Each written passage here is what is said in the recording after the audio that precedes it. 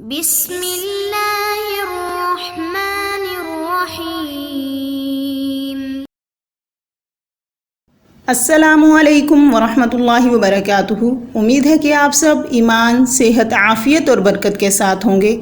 آج ہم سبق نمبر 20 کو پڑھیں گے، جس کا عنوان ہے ادوات استفہام کے مجازی معنی کا بیان۔ تو سب سے پہلے عبارت اور ترجمہ کریں گے، اس کے بعد انشاءاللہ تفصیل پڑھیں گے۔ وقت تخرج الفاظ الاستفهام عن معناها الأصلي لمعان أخرى تفهم من سياق الكلام كالتسوية نحو سواء عليهم أأنذرتهم أم لم تنذرهم، والنفي هل جزاء الإحسان إلا الإحسان، والإنكار نحو أغير الله تدعون أليس الله بكأف عبده، والأمر نحو فهل أنتم منتهون، ونحو أأسلمتم بمعنى انتهوا وأسلموا، والنحي نحو أتخشونهم فالله أحق أن تخشوه، والتسويق نحو هل أدلكم على تجارة تنجيكم من عذاب أليم، والتعظيم نحو من ذا الذي يشفع عنده إلا بإذنه، والتحقير نحو أهذا الذي مدحته كثيرا، والتحكم عقلك يسوغ لك أن تفعل كذا، والتعجب نحو ما لهذا الرسول يأكل الطعام ويمشي في الأسواق، والتنبيه على الضلال نحو فأين تذهبون، والوعید نحو اتفعل کذا وقد احسنت الیک۔ اب ترجمہ دیکھ لیجئے۔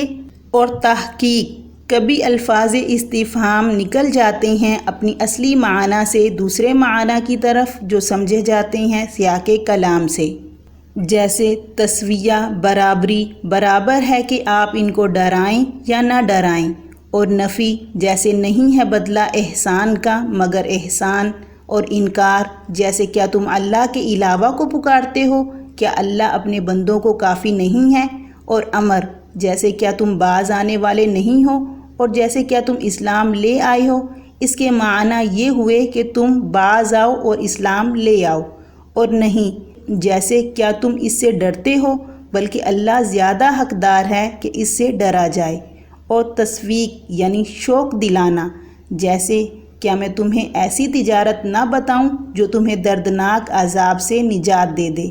اور تعظیم، جیسے کون شخص ہے جو سفارش کرے اس کے پاس مگر اس کی اجازت سے۔ اور تحقیر، جیسے کیا وہی ہے جس کی آپ بہت زیادہ تعریف کرتے ہیں۔ اور تحکم یعنی مذاق اڑانا، جیسے کیا تیری عقل تجھے اجازت دیتی ہے کہ تو ایسا کام کرے۔ اور تعجب، جیسے اس رسول کو کیا ہو گیا، یہ تو کھاتا ہے اور بازار میں چلتا ہے۔ اور تنبیہ کرنا گمراہی پر، جیسے تم کہاں جا رہے ہو۔ اور وعید، جیسے کیا تم ایسا کام کرو گے حالانکہ میں نے تمہارے ساتھ اچھا سلوک کیا۔ اب تفصیل دیکھیے۔ گزشتہ سبق میں جو ہم نے الفاظ پڑھے تھے تو وہ سارے استفہام کے لیے آئے تھے، لیکن کبھی کبھار یہ اپنے اصلی معنی یعنی کہ معنی استفہام سے نکل جاتے ہیں، یعنی اور بھی ایسے مواقع ہیں جہاں پر یہ حروف استفہام استعمال ہوتے ہیں لیکن وہاں استفہام مراد نہیں ہوتا۔ تو ان مواقع کے اندر دراصل یہ الفاظ اپنے معنی اصلی سے نکل جاتے ہیں، تو پھر دوسرا معنی موقع محل کے مطابق جو ہوگا اس میں یہ استعمال ہوں گے، اور اس کا پتہ سیاق کلام سے چلے گا، یعنی کہ کلام کا چلاؤ بتائے گا کہ یہاں کیا معنی مراد ہے۔ جیسے کہ تسویتی، اس کے معنی برابری کے آتے ہیں، یعنی دو چیزوں میں برابری کو بیان کرنا، جیسے قرآن میں اللہ تعالیٰ فرماتے ہیں سواء علیہم، برابر ہیں ان لوگوں پر، اانذرتہم ام لم تنذرہم، کہ آپ ان کو ڈرائیں یا نہ ڈرائیں، ام لم تنذرہم، یا نہ ان کو ڈرائیں، ان کے لیے برابر ہے۔ یہ تو عام سا ترجمہ تھا جو عموماً کیا جاتا ہے، لیکن زیادہ بہتر ترجمہ یوں ہے کہ یوں کہا جائے سواء علیہم، کہ برابر ہیں ان لوگوں پر کہ آپ ان کو خبردار کریں یا نہ کریں۔ تو یہاں پر انذرتہم دیکھیں، دوسرا حمزہ تو فعل کا ہے، پہلا جو ہے انذرتہم میں یہ وہ حمزہ ہے جو استفہام ہے، لیکن یہاں پر استفہام کے لیے نہیں آیا، بلکہ دو چیزوں میں برابری بیان کرنے کے لیے آیا ہے، اور وہ کیا ہے؟ خبردار کرنا اور خبردار نہ کرنا، یعنی ان لوگوں کو خبردار کرنا اور نہ کرنا برابر ہے، ان پر کوئی چیز اثر نہیں کرے گی، یہ ایمان لانے والے نہیں ہیں۔ تو اس جگہ حمزہ دو چیزوں میں برابری کے لیے آیا ہے، یعنی انذار اور عدم انذار ہے، تو اس کو حمزہ تسویہ کہتے ہیں۔ اور کبھی یہ الفاظ نفی کے لیے آتے ہیں، جیسے حل جزاء الاحسان الا الاحسان، نہیں ہے نیکی کا بدلہ الا الاحسان سوائے نیکی کے، یعنی نیکی کا بدلہ نیکی ہی ہے، اچھائی کا بدلہ اچھائی ہی ہے۔ تو یہاں پر حل استفہام کے معنی میں نہیں آیا، بلکہ نفی کے معنی میں استعمال ہوا ہے۔ کیوں؟ کیونکہ آگے الا آ رہا ہے، نہیں ہے نیکی کا بدلہ مگر نیکی ہی۔ تو اللہ تعالیٰ فرما رہی ہیں کہ نیکی کا بدلہ نیکی ہی ہے۔ جو شخص دنیا کے اندر نیک عمل کرے گا، ہمارے بتلائے ہوئے راستے پر چلے گا، تو ہم بھی اس کو اچھا ہی بدلہ دیں گے، آخرت میں اس کو جنت میں داخل کریں گے۔ تو اس لیے یہاں پر حل نفی کے لیے آیا ہے، استفہام کے لیے نہیں آیا۔ والانکاری، اور کبھی کبھار یہ حروف جو ہیں یہ حروف استفہام انکار کے معنی میں بھی استعمال ہوتے ہیں، جیسے غیر اللہ تدعون، کیا اللہ کے علاوہ کو تم پکارتے ہو؟ تو یہاں پر استفہام مقصد نہیں ہے، سوال پوچھنا مقصد نہیں ہے، بات پوچھنا مقصد نہیں ہے، بلکہ انکار مقصد ہے کہ تمہیں اللہ کے علاوہ کسی اور کو نہیں پکارنا چاہیے، بلکہ صرف اللہ کو ہی پکارنا چاہیے۔ تو یاد رکھیے کہ یہ حمزہ جو ہے وہ انکار کے لیے بھی آتا ہے، جیسے مثال میں آ گیا، اور پھر انکار جو ہے اس چیز کا ہوگا جو حمزہ کے ساتھ چیز ملی ہوئی ہوگی۔ اغیر اللہ تدعون، کیا اللہ کے علاوہ کو تم پکارتے ہو؟ تو دیکھیں اس میں کس کا انکار کیا جا رہا ہے؟ اللہ کے علاوہ کو پکارنے کا انکار کیا جا رہا ہے۔ تو اس لیے اس سے یہ معنی مراد نہیں ہے کہ کسی اور کو پکارو ہی نہ، بلکہ غیر اللہ جو حمزہ کے ساتھ آ رہا ہے، غیر اللہ کے پکارنے کا انکار کیا جا رہا ہے۔ آپ بھی اس طرح حروف استفہام کو اپنے کلام میں لاتے ہیں، لیکن وہاں آپ کا مقصد سوال پوچھنا نہیں ہوتا۔ مثلاً آپ کی کسی ساتھی نے مدد طلب کی تو آپ اس کو کہتے ہیں، اچھا کیا تم پر اگر ایسا کوئی وقت آئے گا تو تم اس کے پاس مدد لینے جاؤ گے؟ تو اس سے مقصد سوال پوچھنا نہیں ہے کہ بتاؤ تم ان سے مدد لینے جاؤ گے کہ نہیں جاؤ گے، بلکہ یہاں روکنا مقصود ہے۔ یا اسی طرح الیس اللہ بکاف عبدہ، کیا نہیں ہے اللہ کافی اپنے بندے کے لیے؟ سوال نہیں پوچھا جا رہا کہ ہمیں یہ بتاؤ کہ اللہ اپنے بندے کے لیے کافی ہے کہ نہیں، بلکہ یہ حمزہ انکار کے لیے آیا ہے، اور معنی کیا ہوا کہ اللہ اپنے بندے کے لیے کافی ہیں۔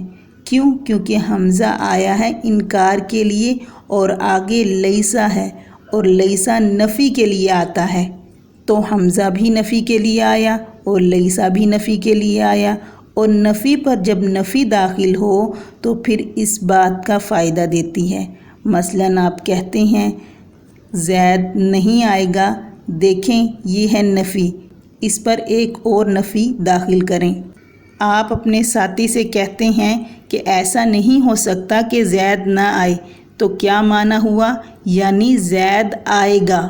تو یہاں عبارت میں بھی الیس اللہ میں بھی نفی پر نفی داخل ہے، تو وہ اس بات کا فائدہ دے گا، یعنی اللہ کافی ہے اپنے بندے کے لیے۔ تو یہاں حمزہ انکار کے لیے ہے، استفہام کے لیے نہیں ہے۔ کبھی کبھار یہ حروف استفہام امر یعنی حکم کے لیے بھی آتے ہیں، یعنی سوال پوچھنا مقصد نہیں ہوگا، بلکہ وہاں حکم دینا مقصد ہوگا۔ جیسے اللہ تعالیٰ قرآن میں فرماتے ہیں فَهَلْ أَنْتُمْ مُنْتَهُونَ، پس کیا تم باز آ جاؤ گے، تم رک جاؤ گے؟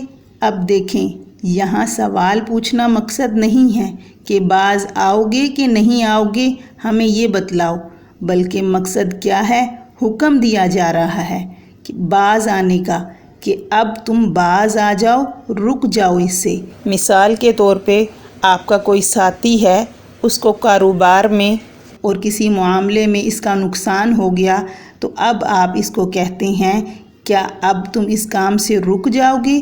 تو اس سے سوال پوچھنا مقصد نہیں ہے، بلکہ مقصد ہے کہ اب تم اس کام سے رک جاؤ، تم نے خود بھی دیکھ لیا کہ اس کام میں تمہیں کتنا نقصان ہوا ہے، تو اب تمہیں اس طرف نہیں جانا چاہیے۔ تو یہاں پر سوال نہیں پوچھا جا رہا، حکم دیا جا رہا ہے، انتہو، کہ تم باز آ جاؤ، رک جاؤ۔ ونحو، اور جیسے اسلمتم، کیا تم اسلام لاؤ گے؟ تو یہ سوال نہیں پوچھا جا رہا کہ تم فرمانبردار ہوگے، اسلام لاؤ گے، بلکہ حکم دیا جا رہا ہے کہ فرمانبردار ہو جاؤ، ای اسلموا۔ اور کبھی حروف استفہام نہیں کے لیے آتے ہیں، کسی چیز کے روکنے کے لیے، جیسے اتخشونہم، کیا تم ان سے ڈرتے ہو؟ فاللہ احق ان تخشوہ، تو اللہ زیادہ حقدار ہے کہ تم اس سے ڈرو۔ تو یہاں پر جو حمزہ آیا اتخشونہم، تو یہ حمزہ استفہام کے لیے نہیں ہے بلکہ نہیں کے لیے آیا ہے، یعنی یہاں سوال نہیں پوچھا جا رہا کہ تم اس سے ڈرتے ہو کہ نہیں ڈرتے، بلکہ یہاں پر مطلب ہے لا تخشونہم، کہ تم اس سے نہ ڈرو۔ فاللہ احق ان تخشوہ، بس اللہ زیادہ حقدار ہیں اس بات کے کہ تم اس سے ڈرو، یعنی اللہ سے ڈرو۔ آپ بھی اس طرح استعمال کرتے ہیں، جیسے آپ کسی شخص سے کہتے ہیں اس کے دشمنوں کے بارے میں، مخالفین کے بارے میں، کہ کیا تم ان سے ڈرتے ہو؟ جبکہ میں تمہارا ساتھ دے رہا ہوں، تو تمہیں ڈرنے کی کیا ضرورت ہے؟ تو کیا مقصد ہوا کہنے کا کہ تم ان سے نہ ڈرو؟ تو اس طرح مختلف معنی کے لیے آپ بھی حروف استفہام کو استعمال کرتے ہیں۔ آگے والتشویقی، اور کبھی حروف استفہام شوق دلانے کے لیے بھی استعمال ہوتے ہیں، جیسے هل ادلکم علی تجارت تنجیکم من عذاب علیم۔ هل ادلکم، کیا میں تمہاری رہنمائی کروں؟ علی تجارت، اب تجارت نکرہ آیا، اس کے بعد تنجی فعل آیا، نکرہ کے بعد فعل آئے تو اس کے لیے کیا بنتا ہے؟ صفت۔ ترجمے میں موصوف سے پہلے ایسا یا ایسی کا لفظ لائے ہیں۔ هل ادلکم علی تجارت، کیا میں تمہاری رہنمائی کروں ایسی تجارت پر، تنجیکم من عذاب علیم، جو تمہیں نجات دے دے دردناک عذاب سے۔ تو یہاں پر سوال پوچھنا مقصد نہیں ہے، بلکہ شوق دلایا جا رہا ہے، رغبت دلائی جا رہی ہے، اور آپ بھی اس طرح استعمال کرتے ہیں۔ جیسے آپ کا کوئی ساتھی ہے، وہ کوئی کام یا تجارت وغیرہ شروع کرنا چاہتا ہے، اور آپ اس کو کہتے ہیں کہ میں تم کو ایسا کام نہ بتلاؤں جس میں تمہارا نفع ہی نفع ہو۔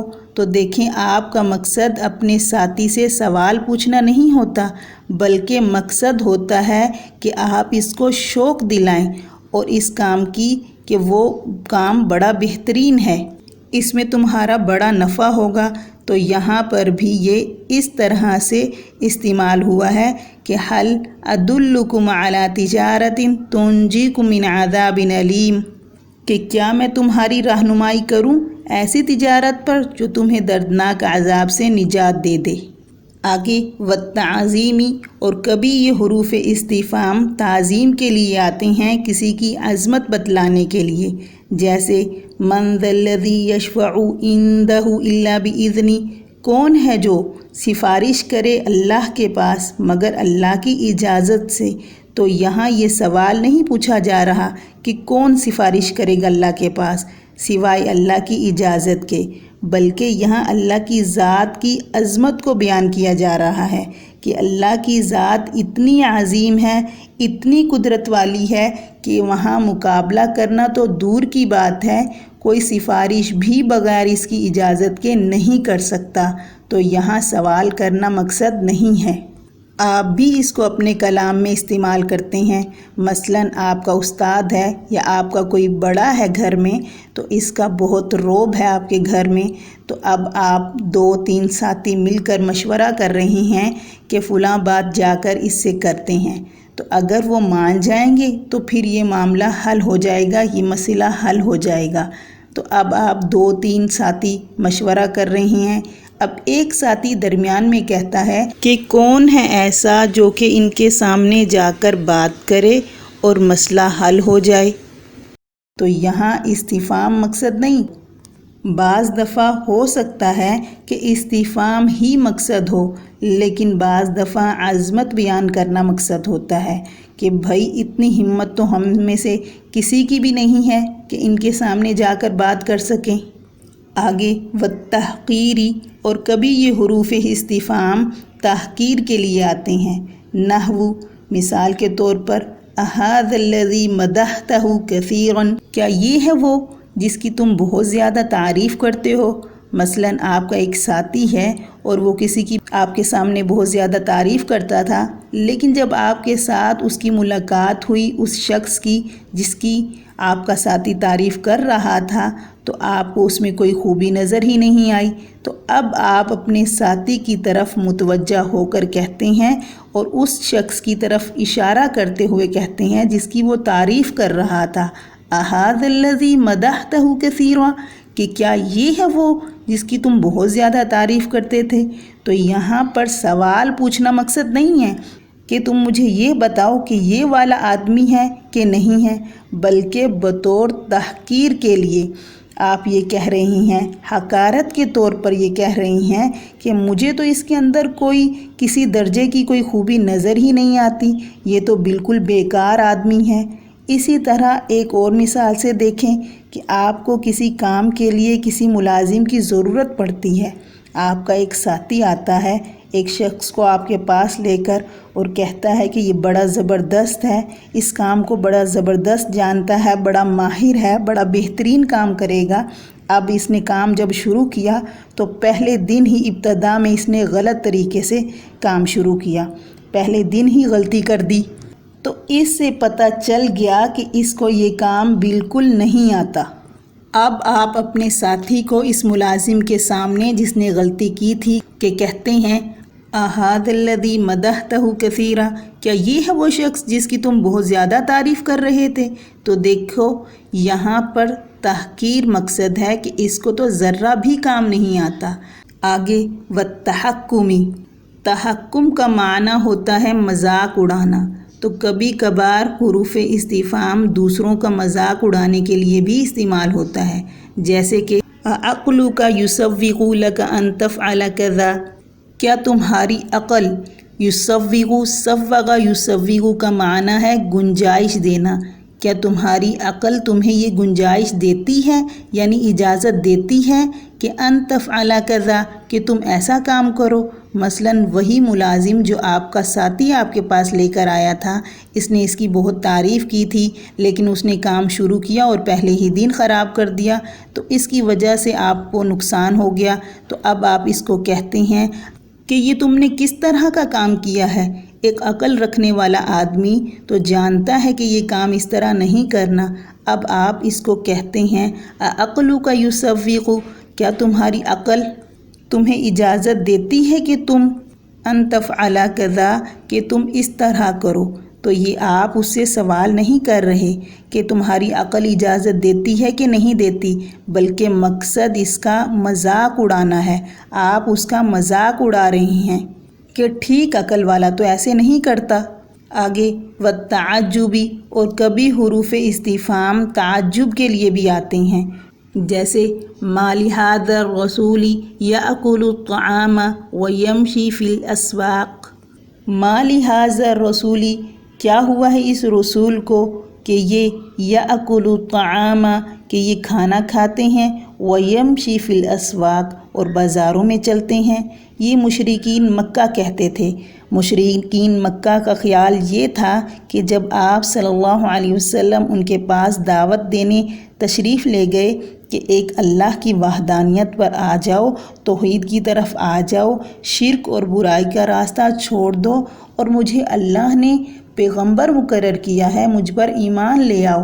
تو اس وقت وہ کہنے لگے ما لہذا الرسولی یأکل الطعام ویمشی فی الاسواق، کہ اس پیغمبر کو کیا ہوا ہے کہ یہ کھانا کھاتا ہے اور بازاروں میں چلتا ہے۔ مشرکین کا خیال یہ تھا کہ پیغمبر تو انسان ہو ہی نہیں سکتا، پیغمبر کو فرشتہ ہونا چاہیے، انسان تو پیغمبر ہو ہی نہیں سکتا۔ یہاں پر وہ آپ کی دعوت دینے پر بطور تعجب کے کہہ رہے ہیں کہ پیغمبر کو کیا ہوا ہے کہ یہ کھانا کھاتا ہے، بازاروں میں چلتا ہے، یعنی یہ تو ایک عام انسان ہے ہماری ہی طرح، تو یہ کیسے پیغمبر ہو سکتا ہے؟ تو یہاں پر مقصد سوال کرنا نہیں ہے بلکہ تعجب کا اظہار کرنا ہے۔ آپ بھی حروف استفہام کو تعجب کے لیے استعمال کرتے ہیں۔ مثلاً آپ کسی کتاب کا مطالعہ کر رہے تھے، کوئی بہت بڑا مشکل مقام آ گیا، آپ نے کئی بار اس کا مطالعہ کیا، کئی بار اس کو پڑھا، لیکن وہ آپ سے حل ہی نہیں ہو رہا تھا۔ پھر آپ اس کتاب کو اپنے کسی ذہین ساتھی کی طرف لے گئے کہ اس کا کیا معنی ہے، یہ صاحب کتاب کیا کہنا چاہتے ہیں، ذرا اس کو حل تو کریں۔ اب آپ کے ساتھی نے ایک نظر کتاب پر ڈالی اور آپ کو اس کا معنی سمجھا دیا کہ صاحب کتاب یہ کہنا چاہتے ہیں، تو اب آپ حیران ہو کر اس کو کہتے ہیں کہ آپ نے کیسے اس مقام کو حل کر لیا۔ یہاں پر آپ کا مقصد سوال پوچھنا نہیں ہے بلکہ اپنے تعجب کا، اپنی حیرت کا اظہار کرنا ہے کہ میں تو اتنی دیر سے پڑھ رہا تھا، مجھے تو سمجھ نہیں آئی، تمہیں کیسے سمجھ آ گئی؟ آگے والتنبیہ، اور کبھی حروف استفہام متنبع کرنے کے لیے بھی استعمال ہوتے ہیں، علی الضلال، گمراہی پر۔ مثال کے طور پر فأین تذہبون، تم کہاں جا رہے ہو؟ تو یہاں پر سوال مقصد نہیں ہے بلکہ ان لوگوں کو ان کی گمراہی پر مطلع کرنا مقصود ہے کہ فأین تذہبون، اللہ سوال نہیں پوچھ رہے کہ تم کہاں جا رہے ہو، مجھے بتلاؤ، بلکہ مقصد ان کی گمراہی پر متنبع کرنا ہے کہ تمہیں خیال بھی ہے کہ تم کس طرف جا رہے ہو، نقصان والے راستے پر چل رہے ہو، اپنی تباہی کا سامان کر رہے ہو، اور آپ بھی اس طرح استعمال کرتے ہیں۔ جیسے کہ ایک شخص نقصان والے راستے پر چل رہا ہے تو آپ بھی اس کو کہتے ہیں کہ تم کس راستے پہ چل رہے ہو۔ وہاں آپ کا مقصد سوال پوچھنا نہیں ہوتا بلکہ اس کو اس کی گمراہی پر متنبع کرنا ہوتا ہے کہ ذرا غور کرو کس راستے پر تم چل رہے ہو، تمہیں آگے چل کر خود ہی پتہ چل جائے گا کہ یہ راستہ سراسر نقصان والا ہے۔ آگے والوعیدی، اور کبھی حروف استفہام وعید کے لیے بھی آتے ہیں۔ وعید کے معنی ہے دھمکی دینا۔ مثال کے طور پر اتفعل کذا وقد احسنت الیک، کیا آپ یہ کام کریں گے؟ وقد احسنت الیک، تحقیق میں آپ کے ساتھ نیکی کر چکا ہوں، میں آپ کے ساتھ احسان کرتا رہا ہوں۔ جیسے کہ کوئی شخص آپ کو نقصان پہنچانا چاہتا ہے اور آپ کو اس کی خبر ہو گئی ہے کہ یہ شخص آپ کو نقصان پہنچانا چاہتا ہے، حالانکہ آپ اس کے ساتھ ہمیشہ احسان کرتے رہے ہیں، تو پھر آپ اس کو کہتے ہیں اتفعل کذا وقد احسنت الیک، کیا آپ مجھے نقصان پہنچائیں گے اور میں تو آپ کے ساتھ احسان کرتا رہا ہوں؟ تو یہاں پر سوال کرنا مقصد نہیں ہے بلکہ دھمکی دینا مقصد ہے۔ موقع محل کے مطابق دھمکی بھی بن سکتی ہے اور انکار بھی ہو سکتا ہے کہ تمہیں یہ کام نہیں کرنا چاہیے۔ تو اگر انکار مقصد ہوا تو مطلب ہوگا کہ تمہیں یہ کام نہیں کرنا چاہیے۔ اور کبھی آپ جب زیادہ غصے میں ہوں تو آپ دھمکی میں کہتے ہیں کہ اگر آپ نے ایسا کیا، اگر آپ ایسا کریں گے تو آج کے بعد میں آپ کے ساتھ کوئی احسان نہیں کروں گا۔ تو یہ مختلف الفاظ جو ہیں حروف استفہام مختلف معنی میں استعمال ہوتے ہیں۔ وضع تو یہ سوال کرنے کے لیے آتے ہیں لیکن بعض دفعہ دوسرے معنی میں بھی استعمال ہوتے ہیں، یعنی اپنی اصلی معنی سے نکل کر مجازی معنی کی طرف چلے جاتے ہیں۔ یہاں پر صرف چند کا بیان تھا، باقی اور بھی جگہ حروف استفہام مجازی معنی کے لیے استعمال ہوتے ہیں اور ان کا پتہ موقع محل سے چلے گا کہ یہ لفظ کس معنی کے لیے آئے ہیں۔ آج کے سبق سے متعلق کچھ سوالات ہیں، وہ نوٹ فرما لیجئے۔ سوال نمبر 1، استفہام کے مجازی معنی کتنے ہیں اور کون کون سے ہیں بیان کیجئے۔ سوال نمبر 2، امثلہ ذیل میں مجازی معنی کی نشاندہی کیجئے۔ نمبر 1، سواء علیہم اانذرتہم۔ نمبر 2، من ذا الذی یشفع عندہ الا بإذنہ۔ نمبر 3، ما غرک بربک الکریم۔ جزاکم اللہ خیرا۔